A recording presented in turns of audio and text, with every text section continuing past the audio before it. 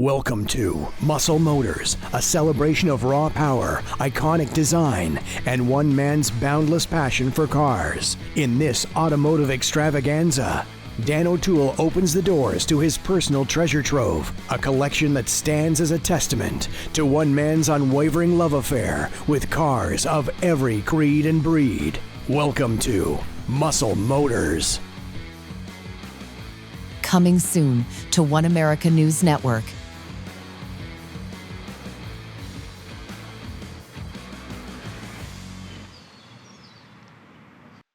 This episode is brought to you by Arrive AI.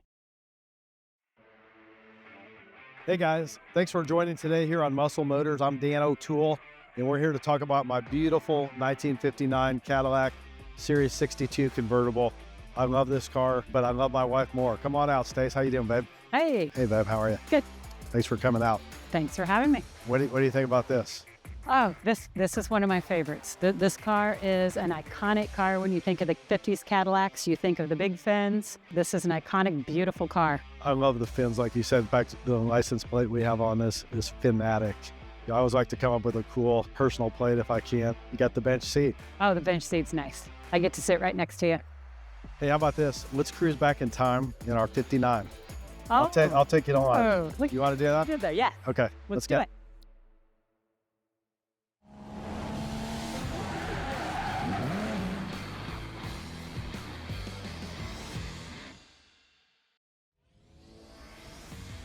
Hey guys, check out my 1959 Series 62 Cadillac Convertible. This baby is so iconic. I love the tail fins. They're the super fins, the biggest fins ever made. It's got the bullet lenses, the jet age design that's really unmatched in any other car out there. When you think about Detroit steel and the 50s, the 59 Cadillac is always the first car that comes to mind. It's a classic luxury convertible known for the iconic tail fins, spacious interior, powerful engine, and extensive use of chrome makes this thing unrivaled. It's powered by a 390 V8, numbers matching, which is really always important to me. It provides ample power. When you're driving this thing, the interior is so luxurious, it's like being on a couch on wheels. The convertible top offers open air elegance that is unmatched in any other ride. It's highly collectible because of the fins and the styling.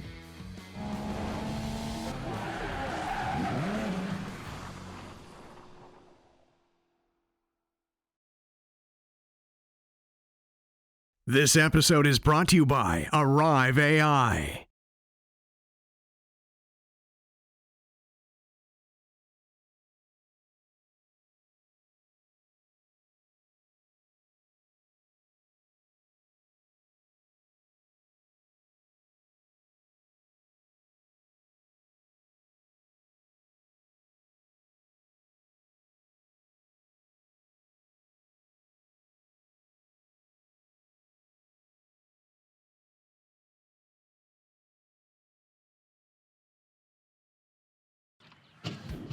Here we go. You ready? We're going. Let's do it. Here we are in the 59 Caddy convertible. You've got your 60s scarf. Reminds me of Jackie O. You got the. I wish. You got the cool sunglasses, Joy Coast, right? Joy Coast has a lot of fun sunglasses. And we're on this bench seat. This bench seat is my favorite. It's more comfortable than any car today, right? It really is. It's amazing. Just being able to sit close is a lot of fun. It is. I get to put my arm around you and hold my gal. This is, for me, is awesome. It's the two of us, and it's so comfortable. This thing floats. This is the softest seat, isn't it? It is. I love the presence of this car. Oh, look at the dash. Look at everything it had. This car says status, doesn't it? If you were anybody back in the 50s and 60s, you always had a Cadillac, right? This was the sign. If you owned a Cadillac, you had made it. Yeah, when you think back to the 50s, the jet age, the opulence, over-the-top styling, you're never going to see a car like this again with big fins, right? These cars are all rounded, in this beautiful Beaumont beige color. It's so elegant on this car, isn't it? It is. It's beautiful. Love this car. Being a car guy, right? I've always gone to auctions. I remember going to the Auburn Auto Auction in Auburn, Indiana. It used to be the largest collector car auction in the world. And I remember the first time I saw one of these was at the Auburn Auto Auction. And I could not get over those big fins. And I was like, They're beautiful. I was like, I've got to have one of these Cadillacs. And I looked for years and years. We talked about them for a long time. You know, they're quite expensive. They're not cheap. They never have been. They've only gone up in value, but it's always been just a little bit Out of our reach. right? Yeah. Now, I remember when you found this car, you were so excited. Yeah, and I'm going to tell the rest of that story when we return. On Muscle Motors. Let's talk about the story when you found this car. It's like being on a treasure hunt. So I was looking for a 59 Caddy convertible. I found it on eBay, actually. The ad that they had was of a 30-year-old Polaroid picture of this car. So as I'm going through looking at this old Polaroid, 30-year-old Polaroid, it looked like a hardtop. And I went past this car and something said to me, go back, that might be a convertible. Now you called me over, you're like, Stacy, look at this. Do you think this is a convertible? I think this might be a convertible top. Right. And we discussed it for a couple of minutes. Yeah, and it turned out to be the reserve hadn't been met. You know my eBay bidding strategy, right? Yes. Got down to 3 seconds. I put it in. All of a sudden, the reserve was met, and then we were the high bidder. We got the car, and we happened to have a hockey game in Tennessee, and this car was in Florida. So we thought, hey, let's get our Suburban, let's get our trailer, let's pull it down there. We'll just drive down and pick this car up after the And hockey. to us, that made sense. I don't know what we were thinking. We weren't. So a couple things along the way that happened. One is I was excited to get there as quick as I could. So the next day we loaded up, went down there with our trailer, Suburban. We get into this golf cart community down in Florida. We can't find that address, can we? Nope. We That was a thought it tough was a community fake to address, right? Yeah, we were a little worried. So we're standing there, and this garage door slowly opens, and it lets the light in. I felt like Wayne Carini on a car hunt. It was totally packed in. was Things packed on in. top of it, in it, around it. We were clean Wheelchairs, all kinds of the whole garage to get everything out so we could clear a path. This thing had not seen the light of day in probably years. We get in the car, the thing starts right up, believe it or not. We back it out of the garage into the light of day, and we're in this huge retirement community. So all these people on golf carts start wheeling up, and people are like wanting to buy the car and all that. And so we got out of there very quickly, drove the car to our son's house in Florida, because I ended up having to drive the car. It wouldn't fit on the trailer. The car was too big. And so we weren't gonna be able to drive it back to Indy. So we were gonna have it shipped. We get the car shipped back. He goes through all that, driving a couple hours from where we picked it up to our son's house, taking it out to dinner a couple hour each way. And then we get it up to Indy, and within a mile of driving it from our place where we got the car, within a mile, all 4 tires dry rotted. The fuel pump went out. We were dead on the side of the road, had to have a flatbed. Towed again. So yeah, I don't think it was happy to be in Indiana, right? No, Going I think from he's Florida. was complaining. So we said, you know what? Let's take this car to the next level. Let's strip all the paint. Re-chrome. We re-chromed it. That took forever, right? We had the car virtually redone. Thing runs like a champ. It's got 58,000 original miles on it. She's better than ever. We love this car.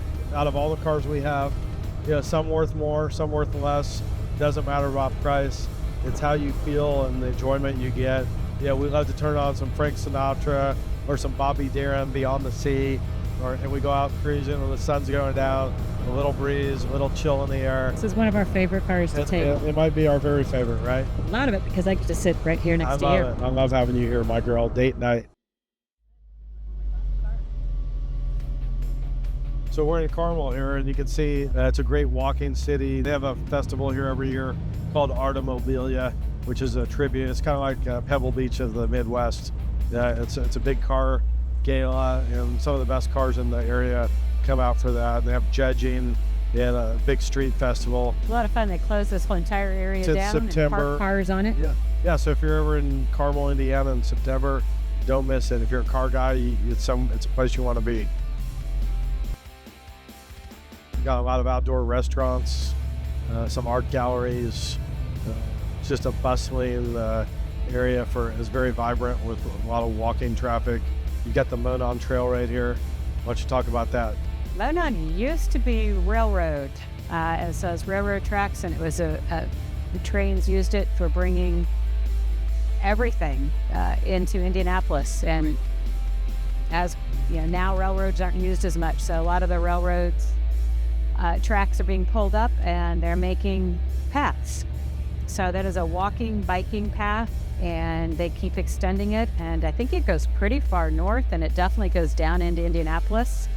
So it connects a lot of these urban cities with the suburban cities. There's all these new housing subdivisions centered around the Monon, these walking trails, a lot of retail, a lot of outdoor restaurants. It's a cool kind of center point for north central Indiana. So if you ever get to this part of the world, check out the Monon Trail. Most of it's shaded with trees, so that's really nice. It makes for a nice leisurely walk.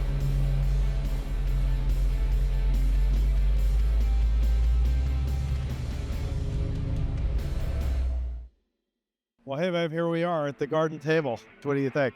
I think this is fabulous. Let's run in. Let's go get some great food. What do you say? Go ahead, man. We'll follow you. Okay. Hey, Stace, do you like what you got? I really do. I hate to say this, but this is the only thing I've ever had here. Brisket tacos. How about the food? Isn't this a great place? This is a great place. And I'm here with you, so. Well, I'm here with you. What about you? Have you tried this before? No, I'm getting ready to dig in. This is the veggie quiche. Getting ready to dig in. Let's try it. Garden table, guys. Come on out. Hey, guys, stay tuned. We'll see you when we get done here on Muscle Motors.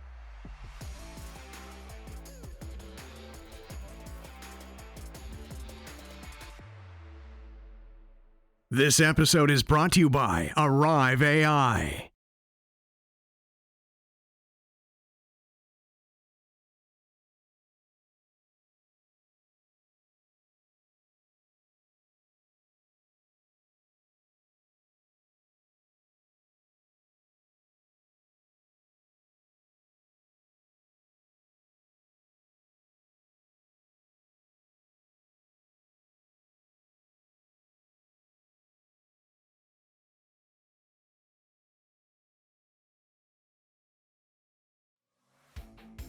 That was a great lunch. It was a good lunch. So, getting back to the 59, I think Fidel Castro came into power in 59, didn't he?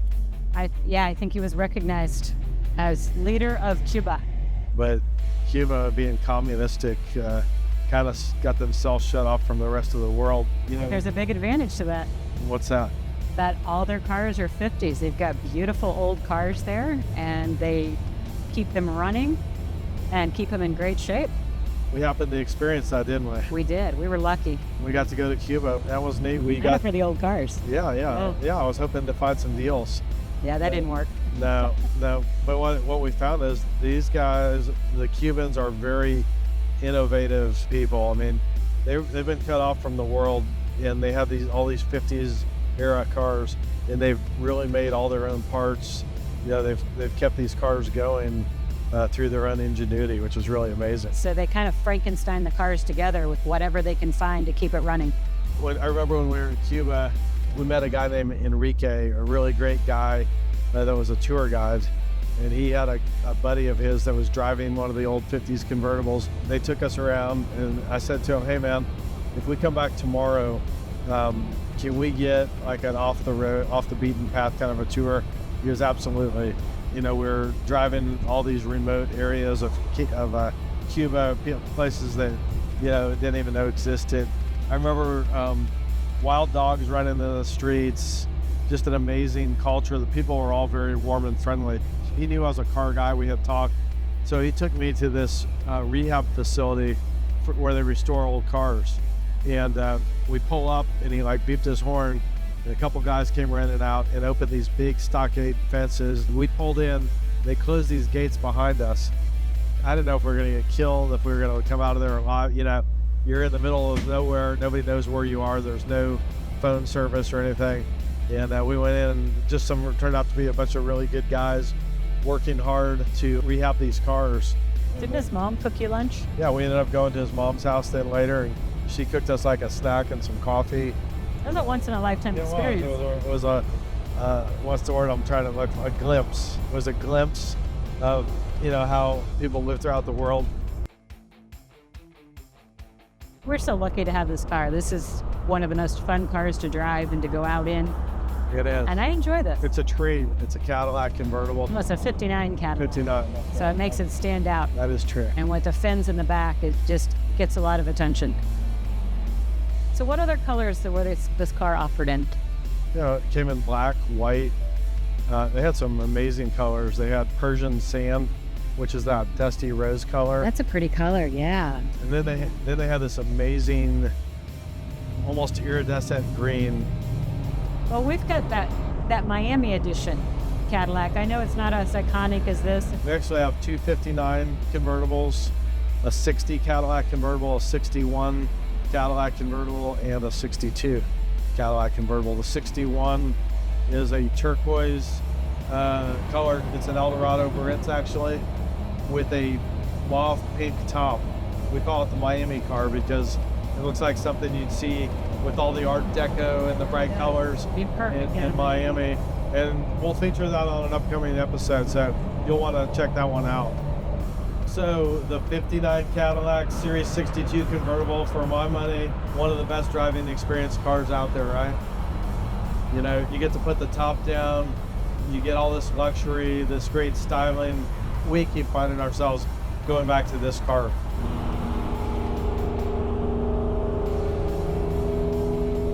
Keep your Porsches. I'm driving a 59.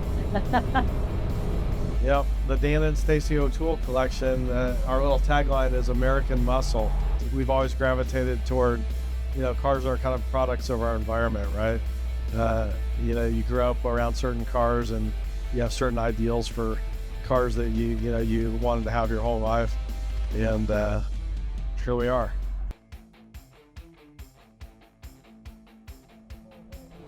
Everybody recognizes, you know, this car as far as, you know, what it means to Americana.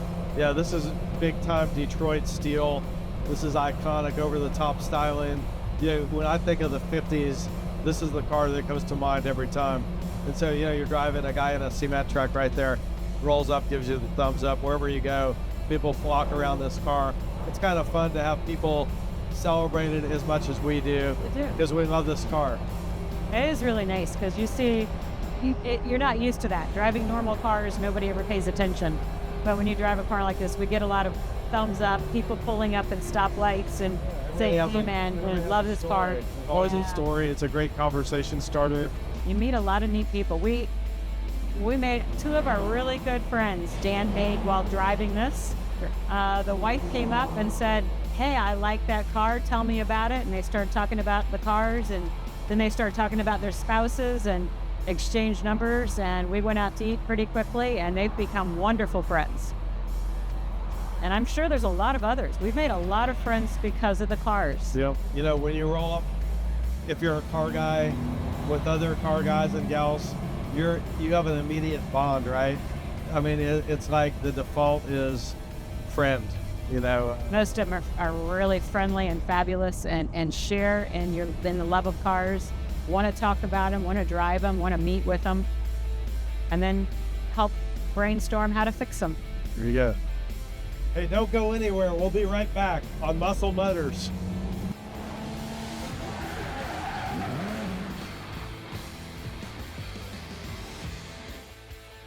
This episode is brought to you by Arrive AI.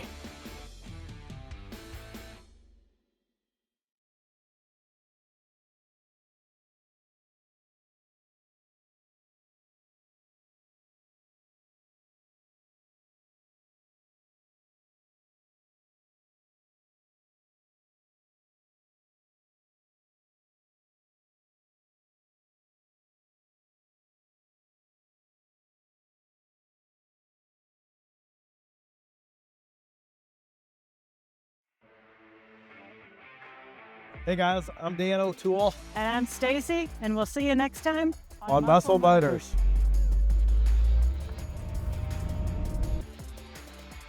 This episode is brought to you by Arrive AI. Hi, I'm Dan O'Toole, and this season on Muscle Motors,